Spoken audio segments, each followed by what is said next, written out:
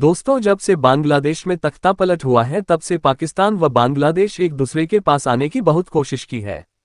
Important contact व agreement दोनों देशों के बीच किए गए, चाहे वो हथियारों का लेन देन से हो या पैसे को लेन देन हो। लेकिन बांग्लादेश में आज भी कई ऐसे लीडर हैं जो पाकिस्तान की मानसिकता को अच्छे से जानता है। उन्हें अच्छे से पता है कि पाकिस्तान के साथ अच्छी दोस्ती हो गई तो पाकिस्तान को एक भी मौका मिला तो वो फिर से बांग्लादेश को ईस्ट पाकिस्तान बनाने में कोई भी कसर नहीं छोड़ेगा। और जब 1971 में जो घटनाक्रम पूरी दुनिया के सामने देखने को मिल रहे थे वही हालत फिर से हो जाएंगी। लेकिन ऐसे कुछ भी ना हो, इससे पहले ही बांग्लादेश ने पाकिस्तान को समझाना शुरू कर दिया है। इतना ही नहीं, बांग्लादेश से 3 इंपॉर्टेंट खबर निकल कर आ रही है जो आपको जानना बेहद ही जरूरी है। वीडियो को एक लाइक करके चैनल को सब्सक्राइब जरूर करें। जब बांग्लादेश में तख्तापलट हुआ था, जब शेख हसीना अपना पद छोड़कर भारत भाग आती है, तो जैसे ही बांग्लादेश में अंतरिम सरकार बनती है और वह के मुखिया मोहम्मद यूनुस बनते हैं, तो इनके व पाकिस्तान के बीच रिलेशन पहले से और ज्यादा अच्छे हो जाते हैं। मोहम्मद यूनुस की सरकार का ये भी कहना है कि हम पाकिस्तान से अच्छे रिश्ते रखने का हक रखते हैं, पाकिस्तान के साथ व्यापार को आगे बढ़ने पर भी जोर देंगे। हम 1971 को नहीं भूल सकते, वह समय था कि भारत ने ही बांग्लादेश को आज़ादी दिलाई थी। उससे पहले पाकिस्तान ने किस तरीके से बांग्लादेश के हालात किए थे ये सबको पता है। साथ ही बांग्लादेश के अंतरिम सरकार के जो विदेशी मामलों के सलाहकार हैं मोहम्मद तैयब हुसैन, उन्होंने साफ शब्दों में कहा है कि हम पाकिस्तान के साथ अच्छे रिश्ते रखना चाहते हैं, लेकिन जो इस्लामाबाद में 1971 में जो घटना हुई थी उसे घटना का पक्षतप करते हुए हमको बांग्लादेश से माफी मांगनी पड़ेगी।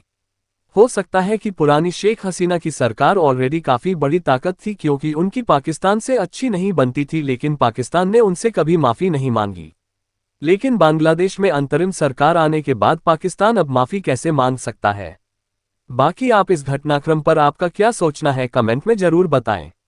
अब बांग्लादेश में आर्थिक संकट बहुत करीब आ चुका है। बांग्लादेश टेक्सटाइल इंडस्ट्री में किंग माना जाता था, अब इस इंडस्ट्री में बांग्लादेश को बहुत बड़ा नुकसान हो रहा है। यानी दोस्तों, बांग्लादेश दुनिया का वह तीसरा सबसे बड़ा देश था जो सबसे बड़ा टेक्सटाइल एक्सपोर्टर देश था। लेकिन ये सभी अच्छी तरीके से मैनेज हो पा रही थी शेख हसीना की सरकार के समय। शेख हसीना के समय बांग्लादेश जिस रफ्तार से आगे बढ़ रहा था पॉपुलेशन के हिसाब से पूरी दुनिया कोई यकीन नहीं हो रहा था कल का आज़ाद हुआ बांग्लादेश इस रफ्तार से आगे कैसे बढ़ सकता है। लेकिन जैसे ही बांग्लादेश में तख्तापलट हुआ है तमाम इंडस्ट्री को नुकसान होने लगा है, जिसमें सबसे ज्यादा चोट पहुंची है टेक्सटाइल इंडस्ट्री को। अलग अलग यूरोपीय देशों से बांग्लादेश में पेमेंट आने वाले थे टेक्सटाइल को लेकर के, वह पेमेंट फंस चुका है पूरी तरीके से। पुरानी पेमेंट नहीं आ रही तो नया प्रोडक्शन नहीं हो रहा है, अगर नया प्रोडक्शन नहीं होगा तो कंपनी व फैक्ट्रियां बंद करनी पड़ेगी। बंद होने की वजह से जो लोग काम कर रहे थे उन्हें वह से निकाल जा रहा है। लगभग अब तक बांग्लादेश में 1000 से ज्यादा कंपनी बंद हो चुकी है। जो कंपनियां बांग्लादेश में बंद हुई हैं उन्हीं कंपनियों को भारत के उद्योगपति आधे हिसाब में खरीद रहे हैं।